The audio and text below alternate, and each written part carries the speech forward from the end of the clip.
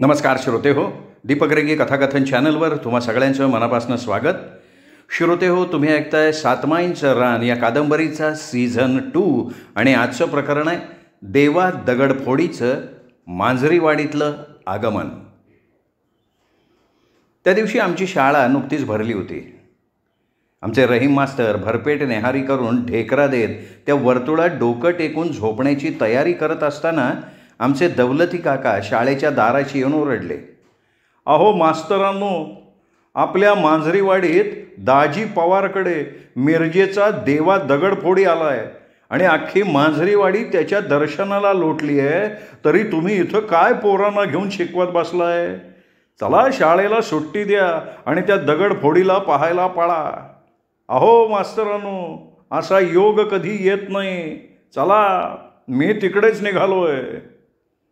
हे ऐकल्याबरोबर आमच्या रहीम मास्तरांनी लगेच कावत्याला शाळेची घंटा वाढवायला सांगून ते घाईघाईनं टेबलावरची आपली नेहरू टोपी डोक्यावर ठेवून दौलती काकांबरोबर निघाले सुद्धा होते.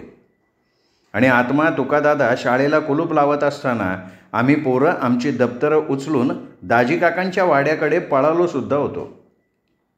आमचे आत्मा तुकादादा, कावत्या, मावत्या आमच्या पाठोपाठ भराभरा चालत निघाले तेव्हा दौलती काका आणि रहीम मास्तर दाजी काकांच्या वाड्यात पोचले होते. मी, सगुणा, यमी, चिंगी दाजी काकांच्या अंगणात पोचल्यावर आम्ही बघितलं, आमची आजी सोडून त्या सर्व गावाबरोबर आमचा सगळा सातमाईंचा वाडा आत्यासह तिथे हजर होता. माझे बाबा आणि काका आपलं शेतातलं काम सोडून तिथे हजर होते. मी इरली काकू आहे का म्हणून बघितलं तर त्या तिथे नव्हत्या. आता आम्हा पोरांना आमच्या वडीलधाऱ्या माणसांकडनं दगडफोडी म्हणजे काय, तर तो डोळ्याला पट्टी बांधून फिरतो, त्याच्या नजरेनं दगड फुटतात, अशा अनेक गोष्टी आम्ही ऐकल्या होत्या. तर अशा आश्चर्यकारक दगडफोडीला आज आम्ही प्रत्यक्ष बघत होतो. आणि तेवढ्यात किन्ना काका, कांता आजी, दुमी आणि गंगू काकू सगळ्यांना लोटत तिथे आले होते. त्यावेळी दाजी काकांच्या अंगणात जत्रेसारखी गर्दी उसळली होती. तिथेच मुंगळे आणि रोही एका बाजूला उभं राहून त्या दगडफोडीकडे डोळे फाड फाडून बघत होते. मी त्या देवा दगडफोड्याला प्रत्यक्ष बघितलं तेव्हा माझ्या अंगावर रोमांच उभे राहिले होते. मला त्यावेळी आजीनी सांगितलेल्या अनेक गोष्टी आठवल्या होत्या. मागे एकदा सगुणेने मला विचारलं होतं की सरस्वते, हा दगडफोडी कसा दिसत असेल ग? तेव्हा मी माझ्याच तंद्रीत त्याचं चित्र माझ्या मनाशी रेखाटून म्हणाले होते, सगुणे, आजी त्याच्याविषयी एवढ्या गोष्टी सांगते ना, त्यावरून मला असं वाटतंय की त्याचे ते डोळे झाकलेले, सफेद तोंड घोड्यासारखं आणि त्याला लांब लचक पंख असावेत. तो त्या पंखानं उडत उंच उंच गेल्यावर त्या खालच्या मोठमोठ्या दगडाकडे आपल्या डोळ्यावरचा फडका काढून ती दगडं फोडत तो दूर दूर दूर जाऊन नाहीसा होत असावा. त्यावेळी सगुणा माझ्या तंद्री लागलेल्या डोक्यावर टपली मारत म्हणाली होती, अगं सरस्वते, तुला वेड लागलंय का? तो दगडफोड्या माणूस आहे आणि तू काय त्याला पंखवाला घोडा ठरवून मूर्खासारखं बडबडतीयस? तेवढ्यात आमचा हगायला गेलेला तुकादादा आपल्या हाताचा वास घेत घेत आत आला. तसं सगुणेनं त्याला पुढे होऊन विचारलं, तुकादादा, तुला दगडफोडी माहिती आहे ना? तो कसा दिसतो तुला माहिती आहे का? तसा तो सगुणेला म्हणाला, हो सगुणे, मला दगडफोडी कसा दिसतो हे चांगलं माहिती आहे, पण अगोदर तो हा तांब्या नेऊन आत ठेव, नंतर मला गुळदाण्याचे 4 लाडू आणून दे, ते खाता खाता मी तुला दगडफोडी कसा दिसतो ते सांगतो. तसं त्याच्या हातून तांब्या घेत सगुणा म्हणाली, दादा, सरस्वती म्हणते दगडफोडीनं. तेव्हा तो ओरडला, सगुणे, तिला 4 आणे कमी आहेत हे तुला माहिती आहे ना? जा, आता मला 4 नाही 5 गुळदाण्याचे लाडू आणून दे.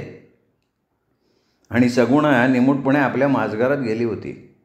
तेव्हा तुकादादा ऐटीत बाजीरावाच्या थाटात ओसरीवरच्या भिंतीला टेकून बसला.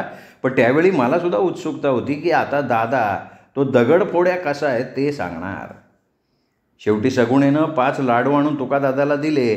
तेव्हा ते खाता खाता तो म्हणाला, सगुणे, माझा जरा पाय दाब. हां, मी काय सांगत होतो?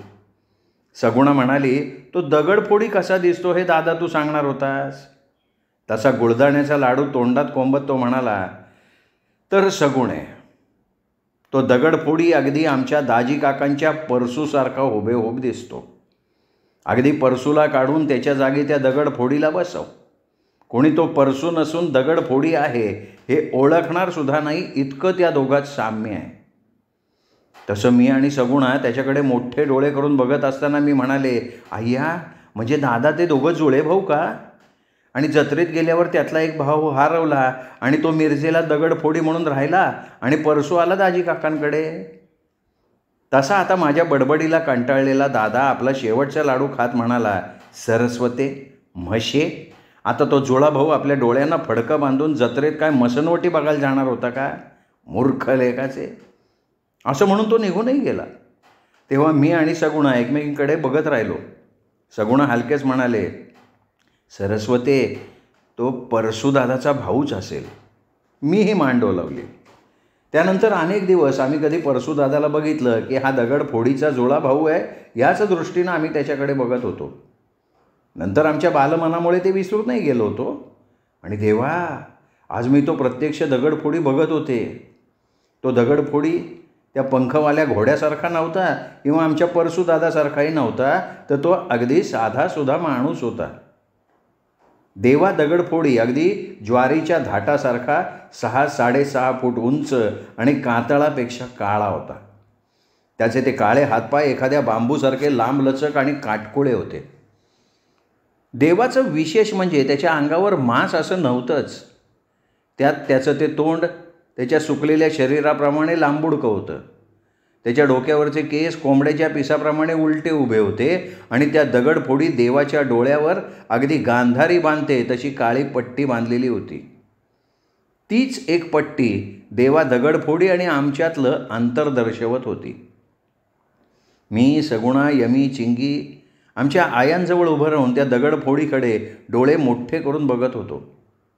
तसा तिथला प्रत्येकजण आमच्यासारखं त्याच्याकडे बघत होता. त्या देवानं एक तोटकं मळकट असं धोतर नेसलं होतं. अंगात एक मळकं कुडतं घातलं होतं. त्याच्या त्या सरळसोट लांब उजव्या पायात तमाशातल्या बायका जशा घुंगरवाळा बांधतात ना, अगदी तसाच, पण फक्त उजव्या पायातच घुंगरवाळा बांधलेला होता. तसंच उजव्या हातात देखील लहान घुंगरवाळा बांधला होता आणि त्याच्या जवळ ठेवलेल्या लांब काठीवर सुद्धा घुंगरं बांधलेली होती. देवा दगडफोडीच्या डोळ्यावरची ती एक गांधारी पट्टी सोडली तर तो एक विचित्र पण सामान्यातला सामान्य माणूस होता. आणि इतक्या सामान्य दगडफोडीला बघून माझी फार निराशा झाली. तो देवा दगडफोडी त्यावेळी आपले पाय लांब करून एखाद्या कोरलेल्या शिल्पासारखा स्तब्ध बसून फक्त आपला श्वास जोरात ओढून घेत होता. जणू ते आपल्या त्या श्वास संवेदनेनं आजूबाजूच्या वातावरणाचा अंदाज जाणून घेत असावा. जसं एखादं कुत्रं लपवलेल्या हाडाजवळ नाकानं वास घेत घेत त्या हाडाजवळ पोचतं ना, तसा काहीसा तो प्रकार दिसत होता. मी त्यातल्या त्यात तुकादादाजवळ जाऊन म्हणाले, दादा, हा काही परसूसारखा दिसत नाही. तसा तुकादादा म्हणाला, याचा दुसरा भाऊ परसूदादासारखा आहे, हा त्याचा मोठा भाऊ आहे. मी काहीही न उमजून त्या दगडफोडीकडे बघत राहिले होते. त्यावेळी आमच्या दाजी काकांच्या अंगणात अगदी जत्रेत कसा गडबड गोंधळ असतो, अगदी तसा जत्रेतला गोंधळ चालू होता. ते त्या सगळ्या गावकऱ्यांचं दबक्या आवाजातलं बोलणं, मध्येच बायकांचा किंजरा आवाज, मध्येच कोणा पोराचं केकाटणं, भटक्या कुत्र्याचं भुंकणं आणि आमच्या पोरांचं दबक्या आवाजातलं बोलणं, हे सगळं एकत्र होऊन कोण काय बोलतंय हेच कळत नव्हतं. प्रचंड गोंधळ माजला होता तिथे. आणि काय गंमत झाली, आमच्या कावत्यानं हलकेच पुढे होऊन देवाला स्पर्श केला होता आणि परमेश्वरा, तो देवा दगडफोडी एकदम ओरडून म्हणाला, पोरांनो, मना हात लावू नकासा, नाहीतर तुम्ही बी दगडफोडी होणार. आणि हे ऐकताच मावत्या एकदम दचकून मागेच सरकला. तेव्हा इतर गावकरीसुद्धा मागे सरकले. तिथे कमालीची शांतता पसरली. देवा मोठ्यांदा हसला होता आणि नंतर तो आपलं हसणं थांबवून म्हणाला, बरा गावकरी मंडळी, मना बघून शान झाला असेल तर हातात निघा. मना वाईज भाकर तुकडा खाऊन दे, ध्यानामध्ये ठेवा. म्या हातन उठण्या अगोदर यो अंगण मना रिकामे झाला पाहिजे. चला, आता मला लई भूक लागली आहे. त्यावेळी देवाचं हे बोलणं ऐकून गावकऱ्यांच्याही लक्षात आलं आपली देखील भाकरी खाण्याची वेळ झाली आहे आणि नंतर तिथली गर्दी भराभरा पांगायला लागली. त्या दिवशी संपूर्ण मांजरेवाडी त्या दगडफोडीला बघून गेली तेव्हा घरोघरी त्याचीच चर्चा चालू होती.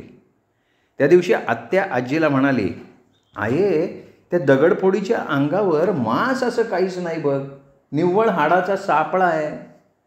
हे ऐकून आजी म्हणाली, अगं आनंदे, त्या बिचाऱ्याच्या अंगावर मांस असणार कसं?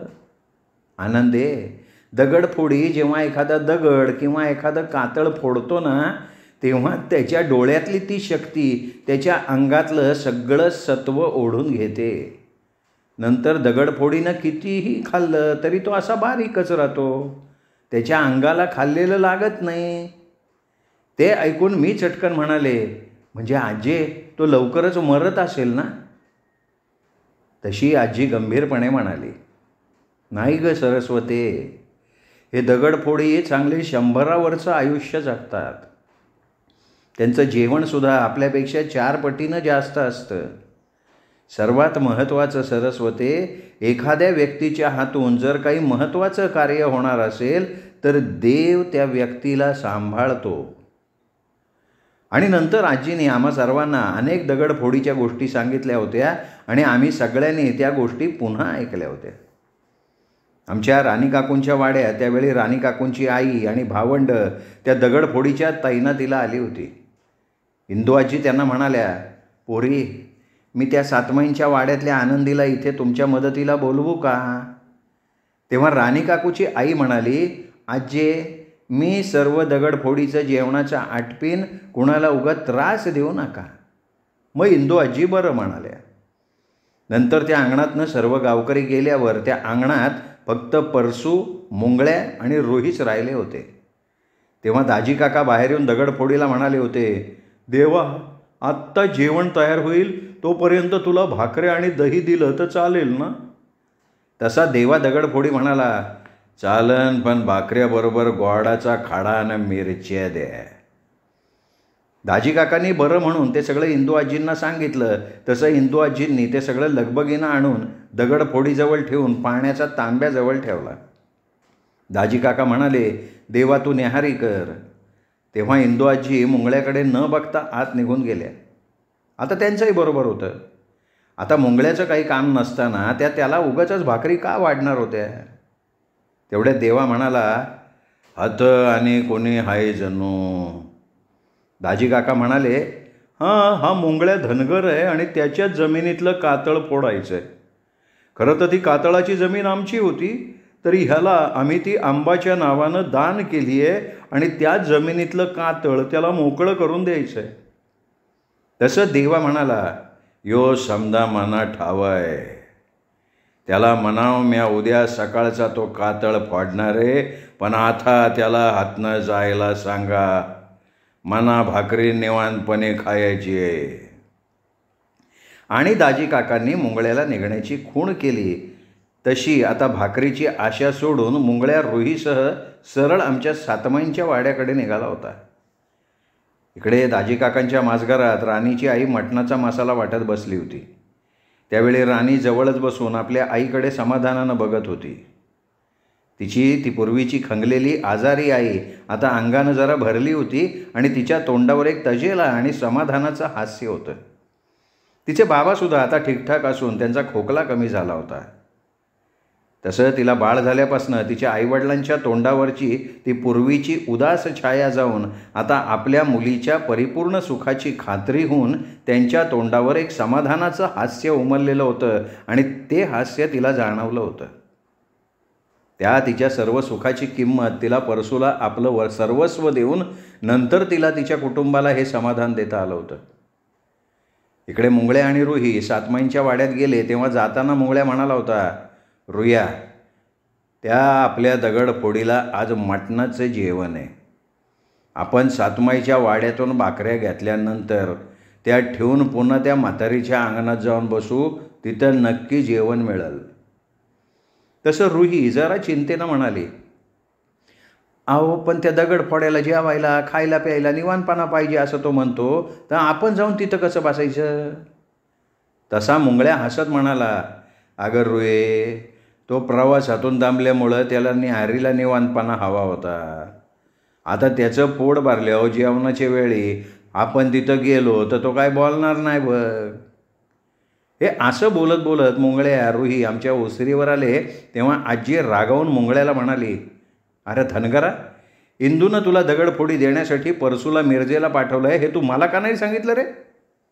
तसा तो साळसूदपणे म्हणाला, अगो आजी, मना वाटला तुला तो मायत आहे, आणि मना काय आजीनं सांगितला नव्हता. मुंगळ्या असं खोटं सांगून जेवण घेऊन सरळ ते जेवण आपल्या झोपडीत ठेवून रुहीसह दाजीकाकांच्या अंगणात जाऊन बसला तेव्हा देवाची न्याहारी आटोपलेली होती. धूर्त मुंगळ्यानं देवाला रामराम करून तो त्याच्याशी इथल्या तिथल्या गोष्टी बोलत मुद्दाम तिथे बसून राहिला. तेव्हा देवा दगडफोडीलाही खूप दिवसांनी गप्पा मारायला मिळाल्या म्हणून तोही त्याच्याबरोबर खुलून खुलून गप्पा मारायला लागला होता. पण दाजीकाकांनी आत येऊन इंदू आजींना मुंगळ्या परत येऊन अंगणात बसलाय असं सांगितलं. मग इंदू काकींना त्याचा भयंकर राग आला. इंदू आजींना त्याच्या ह्या गोष्टीचा राग आला होता. या धनगरामुळे तिला आणि सगळ्या घराला हा दगडफोडीचा खर्च आणि त्रास सोसावा लागत होता, तर वरून हा बेशर्म्यासारखा जेवणाच्या वेळी पुन्हा अंगणात येऊन बसला होता. आता त्यावेळची पद्धत होती की कोणीही खालच्या जातीचा माणूस जर जेवणाच्या वेळी अंगणात येऊन बसला तर त्याला जेवण दिलं जाईल. त्यामुळे आता त्या देवाबरोबर या दोघांनाही त्यांना वाढावंच लागणार होतं. आमच्या इंदू आजी त्याच विचारात असताना राणी काकू त्यांना एकदम म्हणाली, आजी, त्या दोघा धनगरांना इथून जायला सांग, नाही तर ती दोघं इथं जेवायला बसतील. तसा काहीतरी विचार करून त्या राणी काकूंना म्हणाल्या, मला त्या देवाला द्यायची दारूची बाटली आणि ताटात शेंगा घालून दे. ते घेऊन इंदू आजी लगा अंगणात जाऊन देवासमोर ती दारूची बाटली, पेला, शेंगाची ताटली ठेवत त्या मुंगळ्याकडे बघून म्हणाल्या, अरे धनगरा, तुझं कातळ फोडायला 4 दिवस तरी लागतील आणि हे सगळं फोडायचं काम आमच्यावर सोपवून आता तू निघ. या देवाला जेवून जरा विश्रांती घेऊ दे. असं नेहमी दुसऱ्याची उष्टी बोलणी खायची सवय झालेला मुंगळ्या लगेच निर्लज्जासारखे हात जोडून म्हणाला, आजी, म्या निघतो, पण माया रुया अजून वल्ला बाळंतीन आहे, तिला वायच मटणाचा कोरड्यासान भाकर दे, तुझा बरा होईन. हे तो मुद्दाम त्या देवानं ऐकावं म्हणून म्हणाला. तेव्हा त्याच्या अंदाजाप्रमाणे दगडफोडी देवा तोंडाला दारूचा पेला लावत म्हणाला, आजी, दे त्यांना थोडासा, मायाबरोबरच त्यांना पण भाकर वाढ, असा कोणाला उपासी माघारी धाडू नगस. इंदू आजी मुंगळ्याकडे रागानं बघून आत गेल्या आणि राणीला म्हणाल्या, राणी, तो मुडदा आता इथेच जेवून जाणार, त्या देवाला वाढताना त्या दोघांना वाढावं लागणार. ते ऐकून राणीची आई म्हणाली, आजी, खाऊ दे त्यांना भाकरीचे 4 घास, ते पोराला बरं असतं. आणि पोराचं ऐकताच आमच्या इंदू आजी गप्प झाल्या होत्या. पण आत न्याहारी करत बसलेल्या दाजी काकांना कधी नाही तो मुंगळ्याचा राग आला होता. हा धनगर त्यांच्या 5वीलाच पुजलेला होता. आपल्या आईची होणारी ओढाताळ त्यांना करत होती. ते रागानं आपल्या आईला म्हणाले, आये, आत्ताच त्या मुंगळ्याला 4 भाकऱ्या, थोडं मटणाचं कोरड्यास देऊन त्याला घालवून दे, नाही तर तो पोट फुटेपर्यंत खात बसेल. हे मात्र इंदू आजीला पटलं. त्यांनी एका टोपात थोडं मटणाचं कोरड्यास घातलं, 4 भाकऱ्या कांद्यात बांधल्या. ते रटरटणारं मटणाचं गरम पातेलं आपल्या पदरानं धरून त्या रुहीजवळ येऊन तिला रागानं ते पातेलं देत म्हणाल्या, हे घे आणि उद्या टोप परत आणून दे, ह्या भाकऱ्या घे चल. रुही पुढे भाकऱ्यांचा कागद आपटला आणि त्या म्हणाल्या, हे घेऊन आत्ताच्या आत्ता इथनं निघा. आणि इंदू आजी आत गेल्या. तेव्हा दगडफोडीनं दारूची बाटली अर्धी केली होती. रुहीनं रामशाला मुंगळ्याच्या हातात देऊन भाकरेचा कागद घेऊन ते आमटीचं टोप उचललं. तेव्हा कधी नाही ते तिला आपल्या नवऱ्याचा आणि इंदू आजींचा सुद्धा राग आला होता. आता तिच्या नवऱ्याला लहानपणापासून अशी उष्टी बोलणी खायची सवय होती, पण तिची गोष्ट वेगळी होती. परिस्थितीमुळे ती आत्तापर्यंत त्याची साथ देत आली होती, पण आता थोड्याशा मटणासाठी त्याचा असा हात जोडून भीक मागणं तिला कसं तरी झालं होतं. तसं त्या दोघांना चटणी भाकरी का होईना 7 महिन्याच्या वाड्यातनं मिळत होतीच की. तरी तिच्या नवऱ्याचं ते सतत लोकांच्या दारात जाऊन भीक मागणं तिला आता पटत नव्हतं. म्हणून ती रस्त्यावर आल्याबरोबर मुंगळ्यावर काऊन म्हणाली, अहो धने, तुम्ही असा हात जोडून कुणाकडं भाकर तुकडा मागू नकासा, मना आवडत नाही त्यो. मुंगळेही चिडला आणि म्हणाला, हे बघ रुये, मला ते माहिती, पण मी काय ते फुकटचं मागत नव्हतो. तसं मी त्या डोकरीच्या मोठमोठ्या शेतांना पाणी पाजून मेलो होतो, म्हणून मी तुझ्यासाठी थोडं मागितलं. माझं काय चुकलं का? अरे, ही माणसं आहेत ना, मागितल्याशिवाय काही देत नाहीत. म्हणतात ना, घरच्या कुत्र्याला भाकर मिळती आणि बाहेरच्या कुत्र्याला लाथ मिळते. रुया, तू लक्षात ठेव, या सगळ्या अपमानाची मी कधी न कधी फेड करेल. ही माझी धनगरवाडी नाही आहे ह्या सगळ्याला मी क्षमा करायला. तसं रुहीला जाणवलं तिचा नवरा रागावला आहे आणि मग काही न बोलता ती चालायला लागली. पण चिडलेला मुंगळ्या पुन्हा म्हणाला, रुये, तू म्हणतीस आपल्याला चटणी भाकरी सातमाईच्या वाड्यातून मिळती, तर तुला माहिती आहे ना, ती सातमाईची डोकरी बरी असली तर वेळ येतच कशी वचकन अंगावर येते. रुया, हा गाव चांगला असला तरी इथली सगळी माणसं वांगाळेत त्या लांगड्या किन्नासारखी. तेव्हा संवेदनशील रुहीला आपल्या नवऱ्याचं फार वाईट वाटलं होतं. तिला वाटलं आपल्या नवऱ्याला कधी मायेचा ओलावाच मिळालेला नाही. अगदी लहानपणापासून त्याला या उष्ट्या आयुष्याची सवय झाली आहे. तेवढ्यात मुंगळ्या म्हणाला, रुई, एकदा का माझ्या जमिनीतलं कातळ फुटलं ना, मग मी कधी कोणाच्या दारात जाऊन भीक नाही मागणार. माझ्या जमिनीत लहानसं झोपडं बांधून तिथं मर खपील आणि मी तुला आणि रामशाला सुखी ठेवीन. रुही मनापासनं म्हणाली, धनी, तसंच होऊ दे. आणि रुहीला त्या क्षणी अचानक वाटलं, खरंच आपल्या ह्या चांगल्या नवऱ्याला एखादा गुप्तधनाचा हंडा मिळाला तर त्याचे सगळे मनोरथ पूर्ण होतील. त्या विचारानं ती स्वतःची खुदकन हसली. मुंगळ्या तिच्याकडे बघत म्हणाला, का हसली ग रुया? ती मान हलवत, काही नाही हो असं म्हणाली. तेव्हाही तिला वाटलं की हे सगळं आपण ह्याच क्षणी सोडून सरळ आपल्या वडिलांकडे उरणला जाऊन हे सगळं एकदाचं संपवून टाकावं.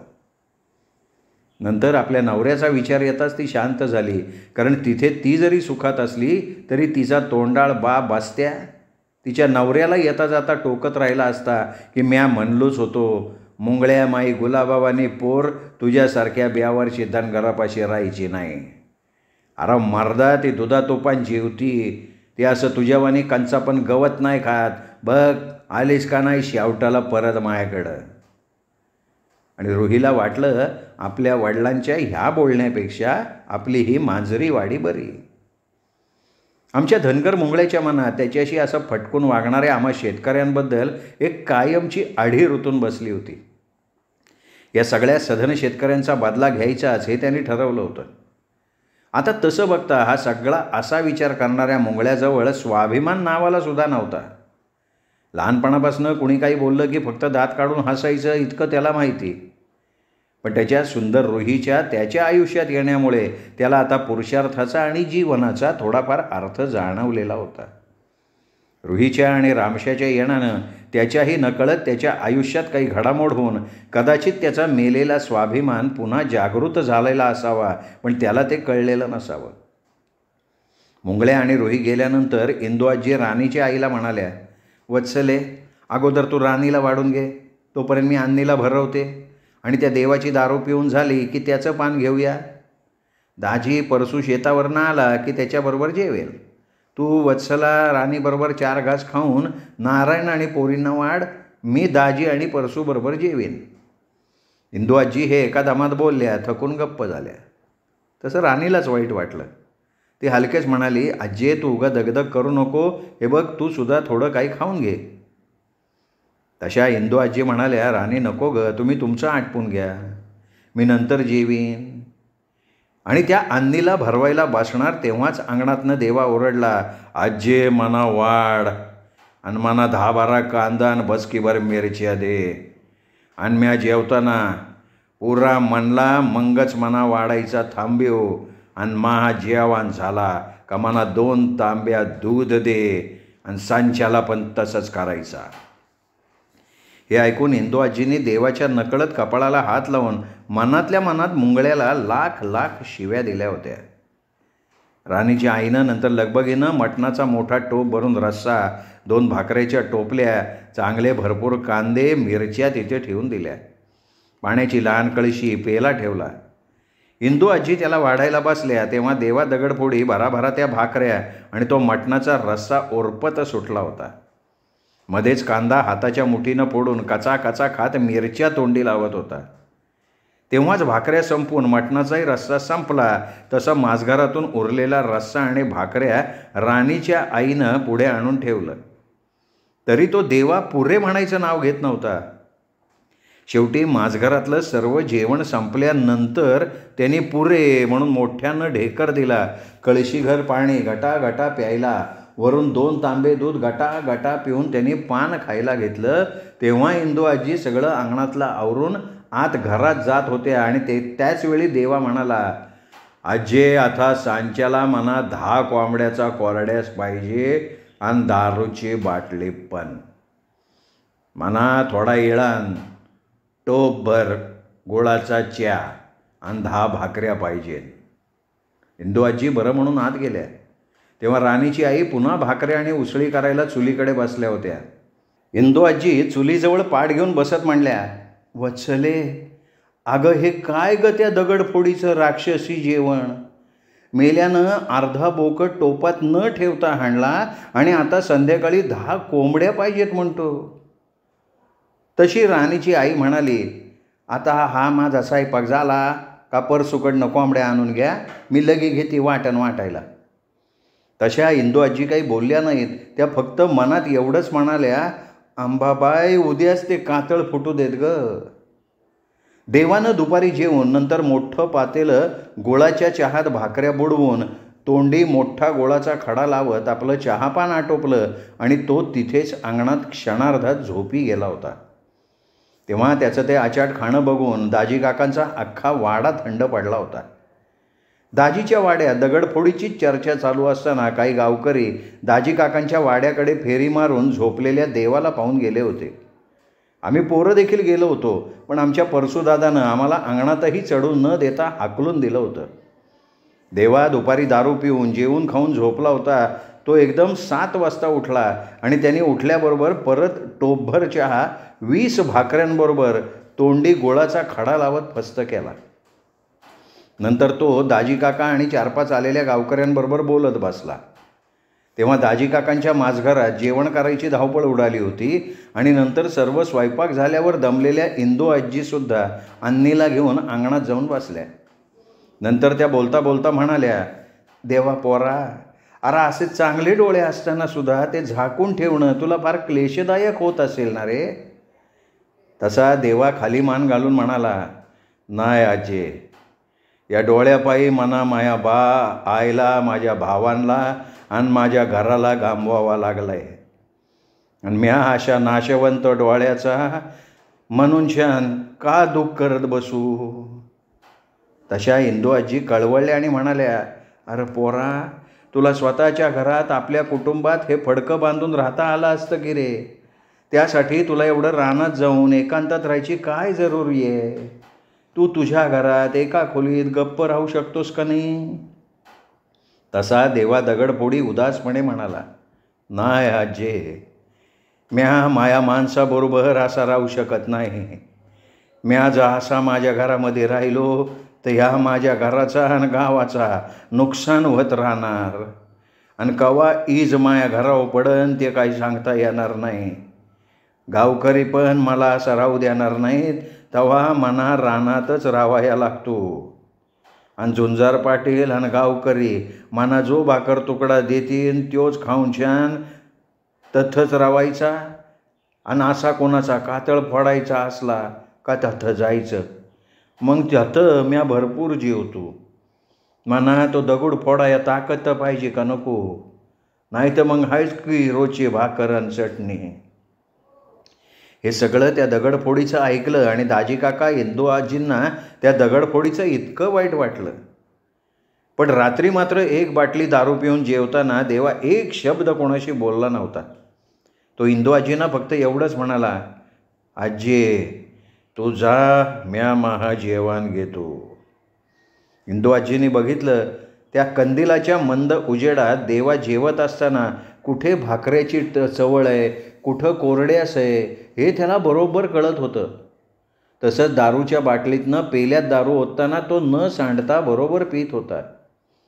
इंदू आजींना वाटलं कदाचित ह्या देवाला या काळ्या फडक्याच्या आडून जग पाहायची आणि जग ओळखायची सवय झालेली असावी.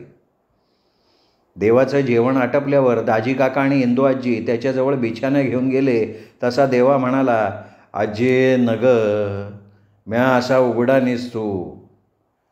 इंदू आजी कळवळ्यानं म्हणाल्या, अरे लेकरा, तू रात्री डोळ्यावरचं फडकं काढ, आम्ही कुणी बाहेर येणार नाही. आज परसूसुद्धा आत झोपणार आहे. तसा देवा घाईघाईत म्हणाला, आजे माहे डोलं लय वांगाळेत. असा आम्ही कोणाच्या आगनामध्ये डोलं उघडं ठेवत नाही. आता म्या रानात एकला असतो तवा म्या डोलं उघडतो, पर हत नाय. आणि पुन्हा गहीवरून गेलेल्या इंदू आजींनी चटकन अन्नीला त्याच्याजवळ नेत त्याला म्हणाल्या, देवा देवा हा माझा नातू आहे, पण जरा आजारी असतो, तर तू त्याला बरा हो असा आशीर्वाद दे. तसा देवा एकदम म्हणाला, आजी त्याला माझ्याजवळ आणू नगस. अगं मी आपशकुनी माणूस आहे. माया नजरनं समजा फुटून शान जातो तेव्हा म्या कोणाला काय आशीर्वाद देणार ग.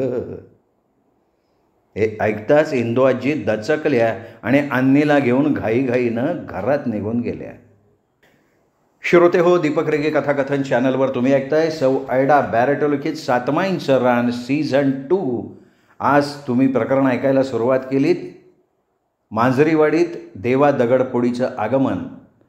या आगमनाचा पहिला भाग इथेच संपला. दुसरा भाग ऐकण्यासाठी उद्या भेटूयात दीपक रेगे कथाकथन चॅनलवर. तोपर्यंत नमस्कार.